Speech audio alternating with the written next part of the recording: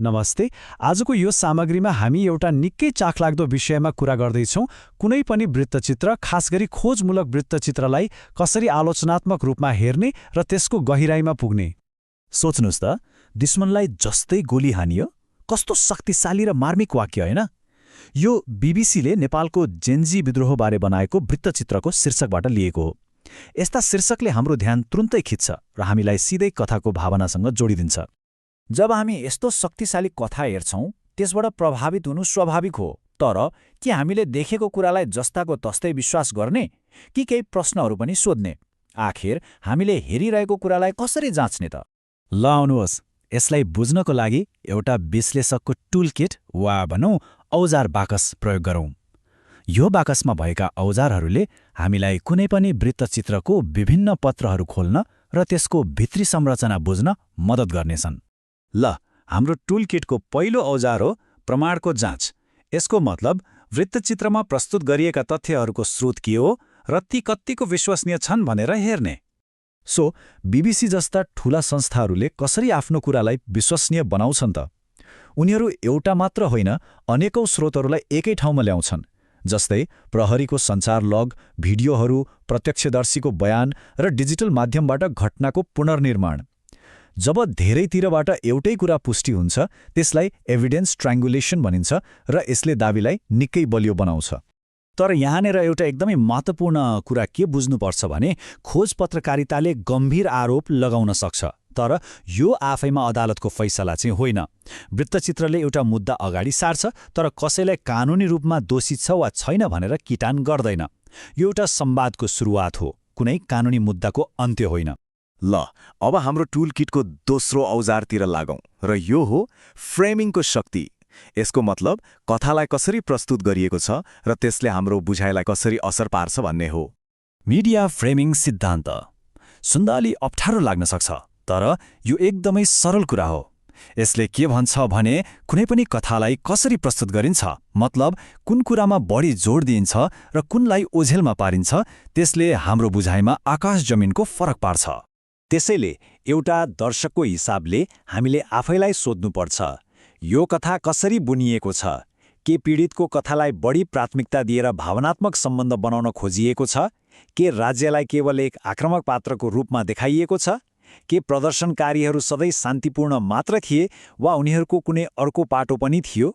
उदाहरणको लागि, यदि वृत्तचित्रले बारम्बार निहत्था प्रदर्शनकारीहरू भन्ने शब्द प्रयोग गरिरहन्छ भने त्यसले दर्शकको दिमागमा मानव अधिकार हननको एउटा स्पष्ट चित्र कोरिदिन्छ। यो फ्रेमिङको एउटा निकै शक्तिशाली तरिका हो। अब हाम्रो तेस्रो औजार, यसले हामीलाई वृत्तचित्रलाई त्यसको बाहिरी परिवेश वा भनौँ बृहत सन्दर्भमा राखेर हेर्न सिकाउँछ। जस्तै यो वृत्तचित्र कहिले सार्वजनिक भयो? चुनावको ठिक अघि। अब यहाँ एउटा तनाव उत्पन्न हुन्छ। एकातिर छ संविधानले दिएको अभिव्यक्ति स्वतन्त्रता, जुन लोकतन्त्रको आधार हो। अर्कोतिर छ स्वतन्त्र र निष्पक्ष चुनावको आवश्यकता, जुन पनि लोकतन्त्रका लागि उत्तिकै महत्त्वपूर्ण छ। यो तनाव आफैमा विश्लेषणको एउटा महत्त्वपूर्ण पाटो हो। त्यस्तै राज्यले गरेको बल प्रयोगको कुरा, यसलाई जाँच्ने केही अन्तर्राष्ट्रिय मापदण्डहरू छन्। हामीले सोध्नुपर्छ, के त्यो बल प्रयोग साँच्चै आवश्यक थियो? के प्रयोग गरिएको बलको मात्रा परिस्थितिसँग मिल्दो थियो? र के यो अन्तिम विकल्प थियो वा अरू उपाय पनि थिए? यी भावनात्मक मात्र होइन, कानुनी र प्रशासनिक प्रश्नहरू हुन्। अब चौथो खण्डमा प्रवेश गरौँ। जति नै राम्रो र खोजमूलक काम भए पनि हरेक पत्रकारिताका आफ्नै सीमा र केही ब्लाइन्ड स्पट अर्थात् अन्धाधब्बाहरू हुन सक्छन्। हामीले के कुरामा ध्यान दिनुपर्छ त? जस्तै पत्रकारको सबै ठाउँमा पहुँच नहुन सक्छ।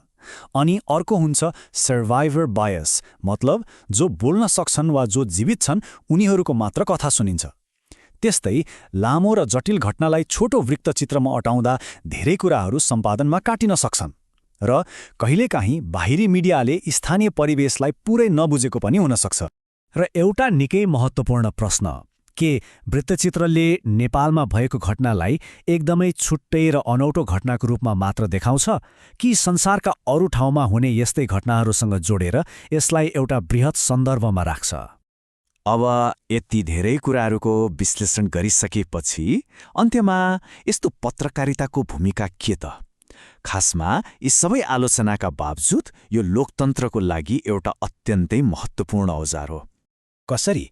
किनभने यस्ता रिपोर्टहरूले संसदमा बहस सुरु गराउन सक्छन्, संस्थाहरूलाई सुध्रिन दबाव दिन्छन्, सरकारलाई पारदर्शी बनाउन मद्दत गर्छन् र सबैभन्दा महत्त्वपूर्ण, यसले एउटा गम्भीर सार्वजनिक बहसको सुरुवात गर्छ। भनेपछि यसको सार के हो त? वृत्तचित्रमा देखाइएका कुराहरू कानुनी रूपमा प्रमाणित होउन् वा नहोउन्, यस्तो पत्रकारिताले एउटा डेमोक्रेटिक अकाउन्टेबिलिटी मेकानिजम अर्थात् लोकतान्त्रिक जवाफदेहिता संयन्त्रको रूपमा काम गर्छ। ल, अब त यो औजार बाकस सबैको हातमा छ। अब अर्को पटक कुनै पनि वृत्तचित्र वा समाचार सामग्री हेर्दा के कस्ता प्रश्नहरू मनमा आउलान् त? यही प्रश्नमा सोच्दै आजको लागि यति नै।